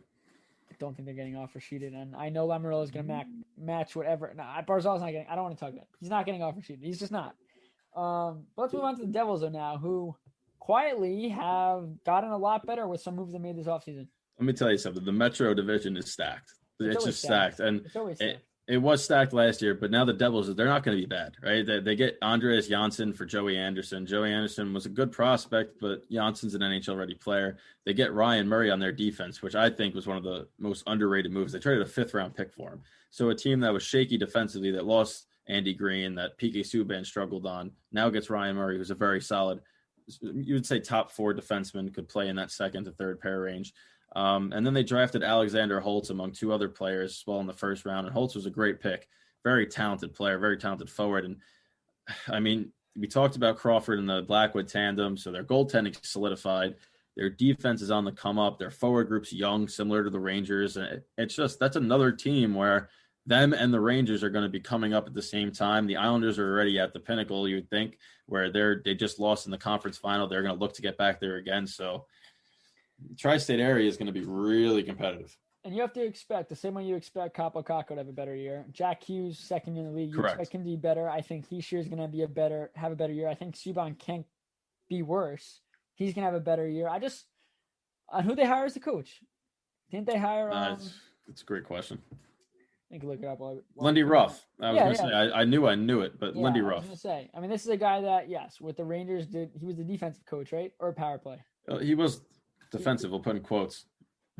Well, he failed. It wasn't a good defense, yeah. He didn't do a good job, but I think now going back to being a head coach, he's a proven head coach. He did a lot of great things in the league. So I think it's a new face for this Devils team. They're an up-and-coming team again. It's going to be so tough in this Metro. Correct. It's going to be so tough, but I think the moves they made puts them in a better spot than prior to that. So I think that, like you said, the New York, the area, even Buffalo, every team near us, well, if you want to say near, 8 hours away, but the 3 New York teams, New Jersey, things are looking. They are. I mean, Buffalo, we don't really talk about them much. Obviously, they're in New York, but they're not by us. So, and they've always been disappointing. I've never seen a team that consistently can go, first place in the Atlantic every single year, 2 weeks in, and then it's just downhill after that. Yeah. But they do have a lot of young pieces on that offensive group that's coming up. Now you add Taylor Hall to Jack Eichel. There's a lot of reason to be optimistic if you're a Buffalo fan. And it seems that for years, the one position is goaltending that they haven't been able to get. They thought they had it with Leonard. Leonard struggled there. And I think that was more of their lack of defense in front of him. Carter Hutton hasn't been good. No, he hasn't since they signed him. They thought that he was going to be the guy. Now they thought Allmark's going to be the guy. And it's just... they need that goalie. If they could find a goalie, which we take for granted because, with the Rangers, you went from Lundqvist to now Shesterkin. The Islanders, they've had these guys come in that haven't been great, and they have good goaltending coaches, good structure that they can do the job. The Devils found Blackwood. To me, if Buffalo gets that goalie, that's going to be a very hard team to beat because they could score. Yeah. And you look at Dahlin on the back end. You have guys there that this team should be better. I think it starts with getting another defenseman because you get as many goalies as you want. Let's say he's a great goalie. Let's say it's a Lundqvist in his prime goalie. Let's do that. But if you don't have the defense around him, you're never going to do anything. And you got to build from defense wins championship, and your goalie's your best defender. But you need the defense around him for him to be successful. If Hutton came there and they had a strong defensive group, his numbers aren't what they were. They're a better team. They probably make the playoffs. The fact that they don't have the defense means that the goaltender they bring in, no matter how good the goalie is, even if they had a guy like Fleury, minus the bad year he had this year, but they had a guy like Fleury, I still don't think they're a playoff team. It's just tough when you don't have the defense. We got to remember, right? They got Eric Stahl. Yes. They have Jeff Skinner. Yes. They have Tobias Reeder. They have Eric Stahl and Skinner come back together. So there's one. You have Eichel, Eakin, Taylor Hall. So their offense solid. Dahlin and they have Colin Miller, Ristolainen, and that's really it on their defensive end. Outside of that, it's a struggle. And Carter Hutton's their only rostered goaltender right now. So that back end where we always talk about that's how you win championships is their weak link right now. So that's where they have to start going. And their first round draft pick this year was Jack Quinn, who's a right winger. So not necessarily, the position you need, but at that point you take the best available. We have to go to a commercial break soon. So before we do, to you, out of these 3 teams, or 4 if you want to include Buffalo, what do you think the order is going to be of these 4 in the standings next year? As much as I really am high on the Rangers, their defense just scares me. And the Islanders showed what the defense does. I want to put the Islanders ahead of the Rangers. The Rangers are going to be number 2. So tough. It is tough. Between the Sabres and the Devils, it's... honestly, all right, I'm going to go Devils. Again, the defense with the Sabres. They can score as many goals as they want. If they can't keep the puck out of the net, they're going to lose. Crawford and Blackwood are back there. The Devils have a good forward group, and their defense is, they get Murray. They made improvements. Like, I wanted Buffalo to use the $8 million they just used on Hall, which, look, you just named their whole entire offense. Get rid of Hall. Their offense would still be solid and good enough. Yep. They should have used that money on defender because, yes, a 1-year deal, hopefully for a long term. I don't think the long term is going to happen. You just wasted a year again when, yes, Hall could have a great year. They might not make the playoffs or barely make the playoffs. They're not going anywhere. You could have spent $8 million on 2 second line, third line defensemen, and you spent the money on Hall instead, which, again, you got Eric Staal. Yes, he's not the same Staal, but you have Skinner, hoping he bounces back. You have a Pozo, hopefully healthy. Eakin's a very good player. The defense, if you use that money to sign defenders, you're a more well-rounded team and you're better fit for the future. So for that reason, I'm going to put the Sabres behind the Devils, Rangers ahead of the Devils, Islanders on top. But I will not be shocked if the Rangers finish ahead of the Islanders. See, I think the only way the Rangers finish in front of the Islanders is if the Islanders struggle a little bit offensively and Shesterkin plays out of his mind, because that defense is still shaky. Now, granted, Fox and Lindgren as your top pair should be fine. Trouba, DeAngelo hopefully holds up. So that top 4 is not terrible, but that second, the sixth, the 5th and 6th defensemen where it goes, wow, I don't know if they're going to be able to do it. So for me, I'm going to keep the Islanders and Rangers as 1-2, like you said, and I'm going to swap the Sabres 3, Devils 4, just because I really like that Hall signing, and I think that him and Eichel are going to gel well together. So when we come back, we're going to switch gears, go to baseball. We're going to talk about the AL and NLCS, and we're also going to talk about the New York Yankees and New York Mets free agent situation. So don't go anywhere. You're listening to the Worldwide Sports Radio Network. You're listening to the BS Sports Show on the Worldwide Sports Radio Network.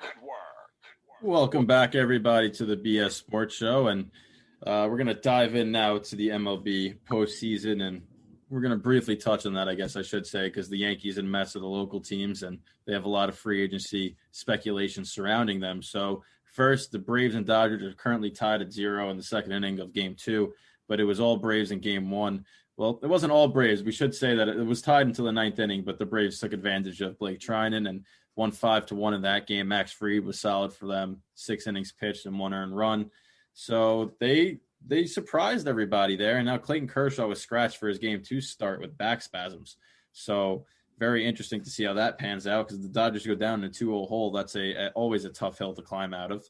And for the Rays, they're up 2-0 in that series. And, we said this when we were watching that ALDS, that it looks like these 2 teams are the best 2 teams in the American League, and that this should have been the ALCS.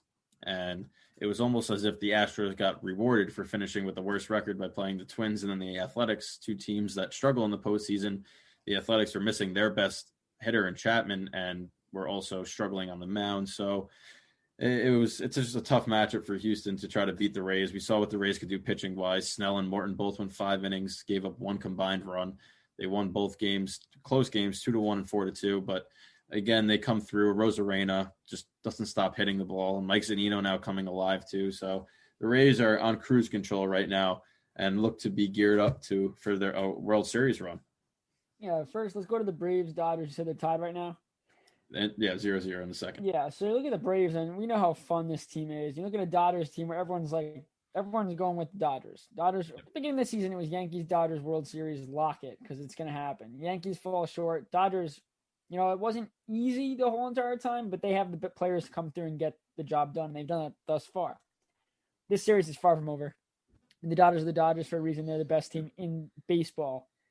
The Braves, though, it's one thing you're having fun playing, and another thing when you're a professional organization. I'm not trying to knock the Braves.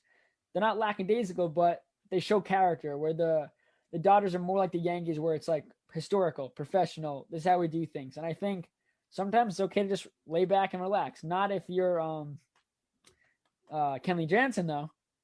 But at the same time, this is a fun series to watch, especially with you got a young team going against. It's an underdog battle. You love underdog battles, regardless of how good the Braves are. The Dodgers will always be the favorites. Looking at the Rays, Astros. Remember, the Astros finished the year 2 games under 500. This is not a good baseball team. Yes, they're breaking all these home run records in the playoffs, but guess what? They're down 2-0 to a Rays team that you got to credit Cash, just because, and the analytic department, because everything to do with their shifts. I mean, last night's game, the Astros hit so many balls, very hard off the bat. But every time the Rays players were in the right spot. And that goes back to, yes, they're a great defensive team. They don't make a lot of errors, but at the same time, it's shifting, doing this, doing that. I love the Rays are the ones that brought the opener to baseball, back to baseball. Yeah, there was never a thing. They brought it to baseball. Mm-hmm. And the shifting too. I think they were Joe Madden and Joe Madden before he went to the Cubs, he was really big into that, and they probably shipped the most out of many teams, and it pays off. Sorry, I couldn't hear what Siri, shut up. Siri thought I was talking to her. Anyway, but you just look at the Rays, and you're getting clutch hitting too. Mm-hmm. And they say like, oh, Yankees rely too much on the home run ball. The Rays have relied on the home run ball the whole entire playoff run. Manuel Margot hits another home run. He hits a 3-run shot after Altuve makes an error. So just add salt in the wound. He's been great. You talk about Zunino. It's a guy that no one really even thought about, and he has the offensive prowess. He's also a good defensive catcher. Very good defensive catcher. And it's one thing as a Yankee fan, you want to see the Astros lose. I mean, I don't think any of us think we want the Astros to win. I heard some fan on the radio go, "Oh yeah, let's go Astros." I was like, "What? Are you been under a rock?" I hope the Astros. Honestly, I hope the Astros make the playoffs every year and never win again. That's just I want them to win. I want them to make the playoffs. That way, they're like, "Yes, we can do it," and then just be like, "Psych, we can't." No, I want them to go back to that 62 and 100 seasons. That's when they had the what was that? Keizu Matsui was on the team. Carlos Lee. Geez. The one thing I want to say about the Rays is the only comparison I have for how they play the game is a different sport, and it's the New Jersey Devils. When the New Jersey Devils won those cups in the early 2000s, they were a trap team, and they would just bore you to death in the neutral zone, and they would score 2 goals a game, but it was enough to win, and it was like they would capitalize on your 1 or 2 mistakes, put in the back of your net, and they wouldn't give you any opportunities. And the Rays, they pitch well. It's very hard to score off them. And if you make an error or 1 mistake, it seems that every time that run winds up scoring. So I think your dog agrees with me on that. And yeah, she said yeah. So that's what the Rays are like. And it's the hardest team to play against because their pitching is as good in the bullpen as it is as a rotation. And there's no weaknesses throughout that lineup, even though nobody might stand out at you as a big name. Like, who's Randy Arozarena? Nobody knew him before this postseason. That's what I'm saying. And these guys just are very consistent in what they do. And they can go 0 for 4 one night, but somebody else will get that one hit. And it's a scary team. Yeah, we move on out of the Yankees and talk quickly about Deivi Garcia getting pulled after 1 inning, allowed a home run. Happ comes in. Boone was asked about this move. Clearly, it didn't pay off, and now we're left to wonder, well, what if? Well, Hal Steinbrenner today had his, end of the season press conference. He said the move was very sound and that they supported it. The players on the field didn't execute it. And now, I guess if you're being technical, sure, but yes, at the same, pitch well. If it was a lefty, if you have Chris Sale, who's a lefty that's dominant against left-hand hitters, that move makes sense. Happ isn't. He throws 92 miles an hour down the middle with the changeup, right? That's not a wipeout left-handed pitcher. So, no, it wasn't sound. And you got a guy in Deivi Garcia that is a starter. He's stretched out to be a starter. Sure, he got hit for a home run, but let him stay in there. Let him do his best, right? I'd rather lose with him on the mound and let him learn than take him out after 1 inning and let the veteran just get absolutely shellacked. To me, that doesn't make sense. So stick with your plan, right? Because then you messed up your whole rotation. Montgomery wound up being okay going 4 innings in the elimination game, but normally you'd rather have Happ in that situation because he's at least pitched.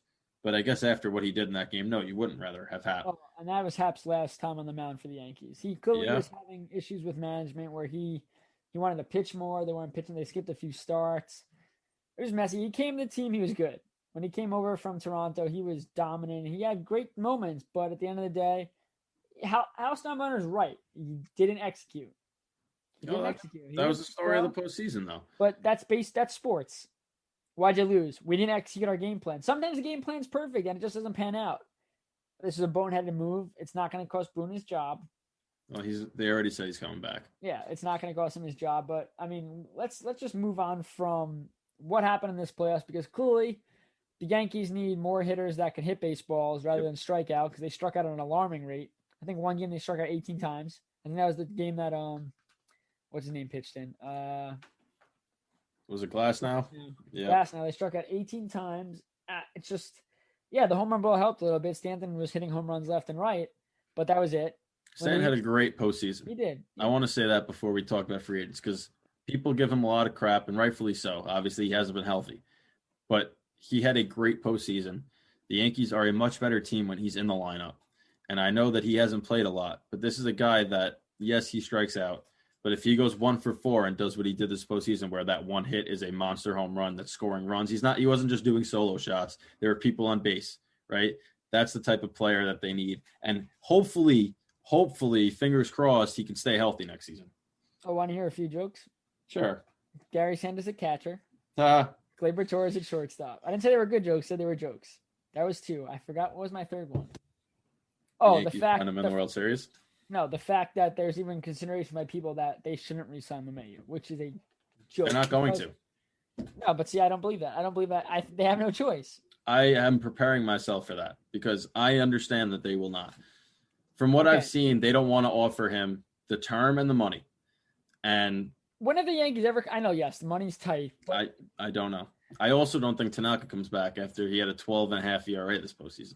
All right, so let's talk about it, though. So in my head, this is what I see in my head. In my head, Torres is not a shortstop. He will never be a shortstop. This was a mistake to begin with to even try him. Dieter Gregorius should have been brought back due to his clutchness and his skill, but I get why they didn't at the time. Gregorius is a free agent. I think you trade Voit for a number 2 pitcher. I said it before to you, Zach Plesac. Voit is at the top of his game right now. It probably can only go downhill. And this Yankees, it was a great gem to find. It probably means a lot to the organization that they could say, hey, look what we did to Voit. But it's now about team need. If you bring LeMahieu back, I think it's a sin to put him at first base, but it's probably what's best for the team. You have to play Torres. Torres showed that he could play second base. Yep. Gregorius, whether his defense, you like him or not on defense, he's a very good shortstop. Maybe he had a down year with a couple errors, blah, blah, whatever. Very good shortstop. LeMahieu goes to first. You have Torres at second base, Didi at short, because I guarantee he's not going to ask for that much. Urshela is your third baseman. Andujar, trade him, or if you're too late to trade him, he's a depth player on your bench. Frazier in left, Hicks in center, Judge in right. You keep Gardner. I think it's important that you keep Gardner for the fact that, let's say Frazier doesn't pan out next year. You don't have to platoon him. I think Frazier should play the majority of games. You got a guy to come in and pinch run, a guy that could face right-handed pitching, a dominant right-hander. You get Frazier out of there. Oh, I remember my other joke. My other joke was pinch hitting Mike Ford. We'll skip over that because that was pinch hitting Mike Ford in that situation. That was a terrible move. Whatever. Terrible. Move on. I think that Paxton's gone. I think you try to re-sign Tanaka unless someone's really trying to outbid you, where I heard the Japanese team he played for is trying to get him to go back. Because apparently in Japan, he's close to Ichiro, where it becomes you see him, you're seeing a god. Oh, he was dominant in Japan. I think his wife is a Japanese like pop star. So you got to think that he's like royalty there. So it might be enticing. It's similar to what Ilya Kovalchuk did, where he went back home. But I think he still has enough. I feel like in a couple of years, maybe when he's like 36, then he can go back and live out that glory. But you also look at Zach Britton to be brought back because yes, has to. He pitched so much for a guy that you needed to be good, and he was good. Like he's their best reliever. Yes. I don't even think it's close. He's their best reliever. And quite frankly, given the way Chapman's gone, year after year after year after year, getting up those big. Yes, Chapman's a great closer. At the same time, Zach Britton was a closer on Baltimore, and he was a very good closer. He was a starter that failed as a starter, became a closer. Not that it's going to happen, but if they felt like they needed to move on from Chapman and put Britton as the closer, I am all for that move. Yep. So and then I think Hap's gone. I think Sanchez is here to stay. They're so high on him, But at the end of the day, he's not even a glorified DH because DH actually know how to hit. That's why they play the DH position. He can't do that. Higashioka has shown that he can handle it, and he's a very good defensive catcher. So it'll be really interesting to see what the Yankees do. But I think the first thing they have to do is re-sign LeMahieu, and you disagree. You don't think it's going to happen. I want them to. No, yes, but you don't think it's going to. They've disappointed me so many times where I just look at this and go, will they give an over 30-year-old guy a contract when they know they have all these other guys they're going to have to sign soon? And I don't know if they do. And as much as I think that they should, it's up to them. And I really just don't see them doing it. Like I am ready for the disappointment, as I'm very hopeful that they do. But at the same time, I'm a realist and I know that it might not be a possibility. You are a realist. And I think that if they don't sign him, they should move Torres back to second and bring back Gregorius. That's the only way I think Gregorius comes back. Yeah. So if they don't sign LeMahieu back, having Torres and Didi and keeping Voit, it's not a terrible thing. No, it's not. But LeMahieu is the only guy in the lineup, though, that is a consistent you lose your best bat. Yes. You lose your best bat. And then in regards to pitching, Paxton's gone. I don't know why he was hurt this whole time. You got to figure that out. He's gone. Hap's gone. Canadians usually hockey. The Canadian hockey players are tough. Anything else?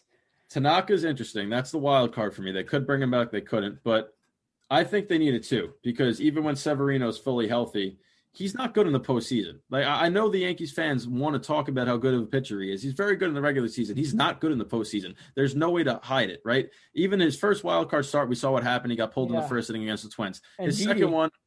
And Didi came back and saved their butts. His second one against the A's, he got through the first inning, struggled. He threw so many pitches in 4 innings, had to get taken out. He's just not a great big game pitcher, and he could learn that over time. But I think you need another option there, which could be why they bring back Tanaka. But one of the guys that's on the market is Trevor Bauer.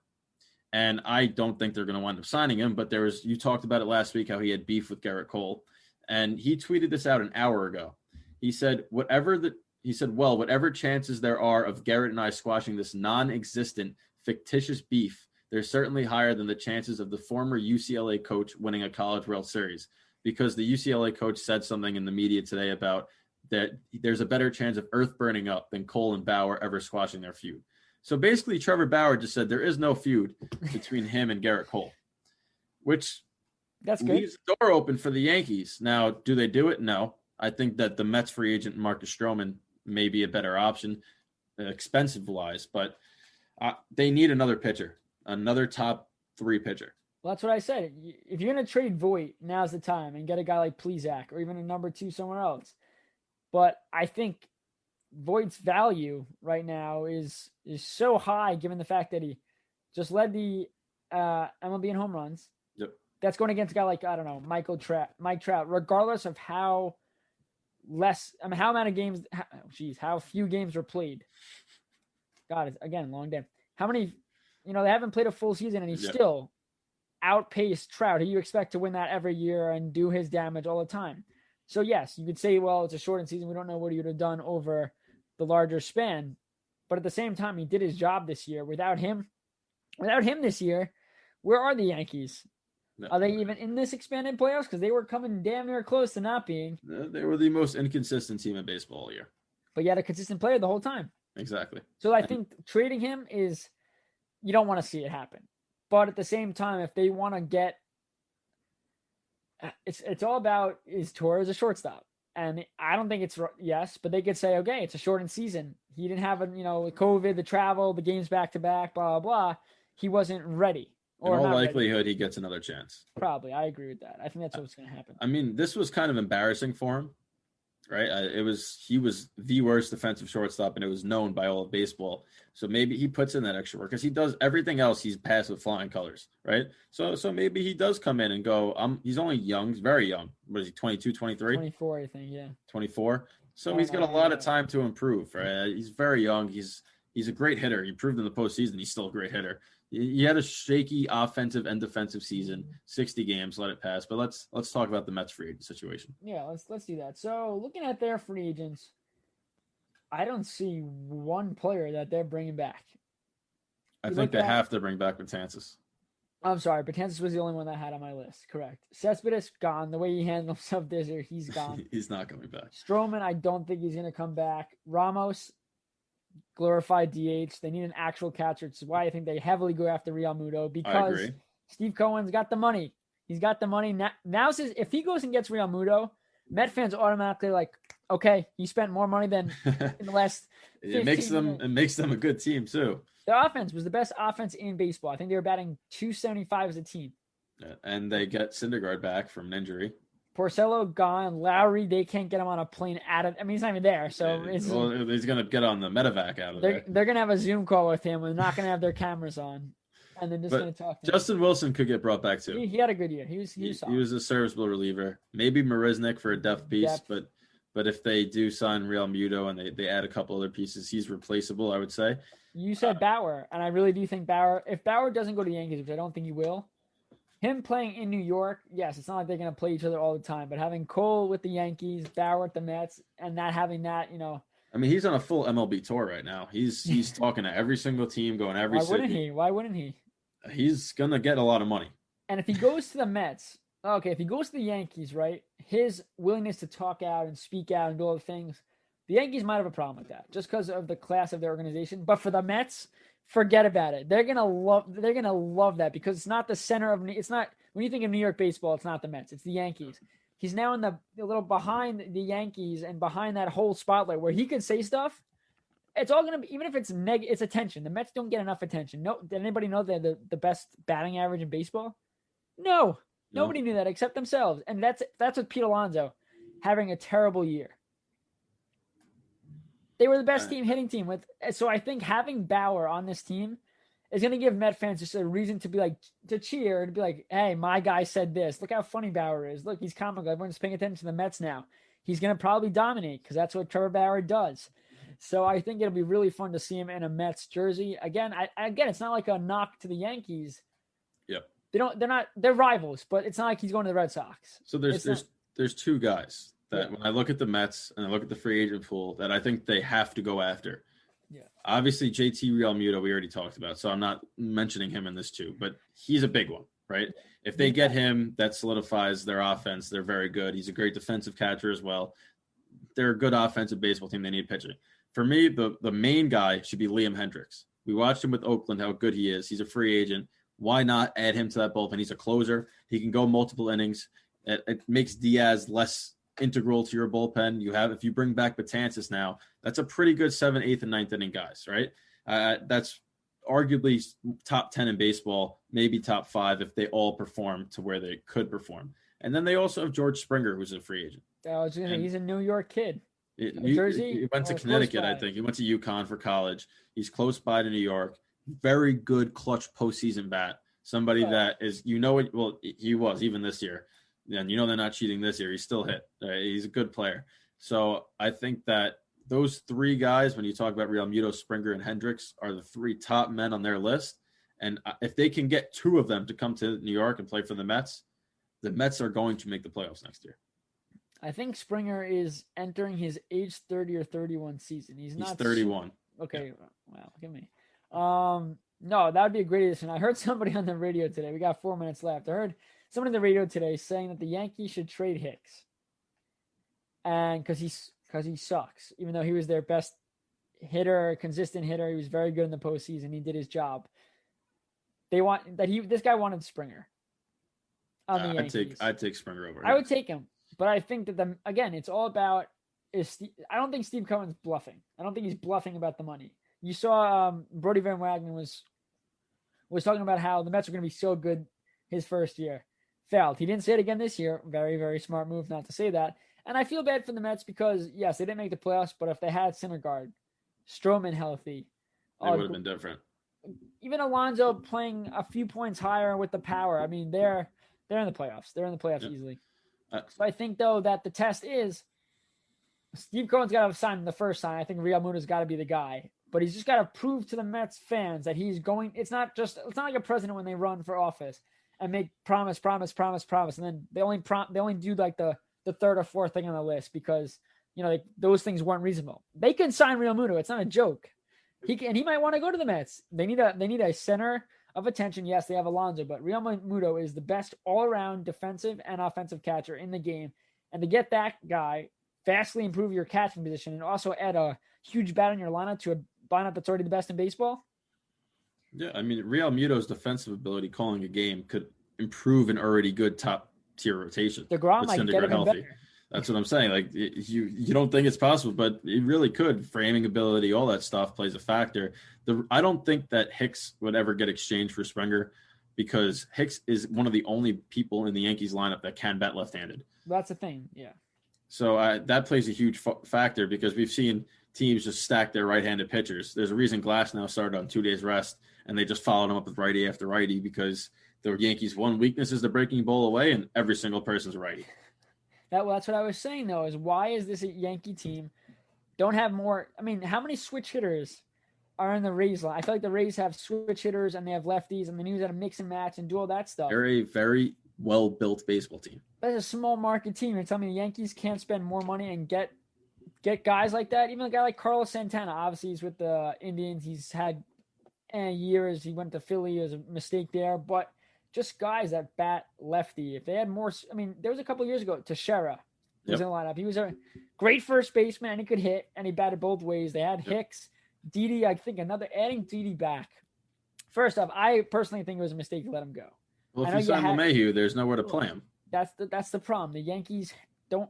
I think LeMahieu at first base. We'll get back to it. Not that much time left, but I think LeMahieu at first base is just a sin for how good he is in the field. You put him at first base. He's a better fielder than Torres, even Torres at second base. He is very close to Urshela's skill. He is very, I mean, yes, we don't see LeMahieu at third base that often because they have two guys. But LeMahieu is one of those guys where a ground ball to him. In one of the games, he jumped up for a ball and didn't get it. And everyone's like, damn, he didn't make the play. He should have made that play, by the way. He should have. But at the same time, it just shows you, wow, when's the last time you saw LeMahieu not make a play? Yep. And that's a hard play to make, but you expect him to make it. Putting him in first base, all he's got to do is catch it and scoop, which he can do in his sleep. So there's a reason he won a Gold Glove, right? Or multiple, I believe. But I mean, we're out of time, but we haven't even talked about how Aaron Judge hit a home run in the elimination game, and it kind of made everybody forget how poor he was this postseason. But we'll talk about that next week. Yep. Thanks, guys, for tuning in as always. We'll catch you guys next week, 5 to 7, Tuesday, BS Sports Show, Worldwide Sports Radio Network. Thanks, guys. Have a great night. It's the Worldwide Sports Radio Network.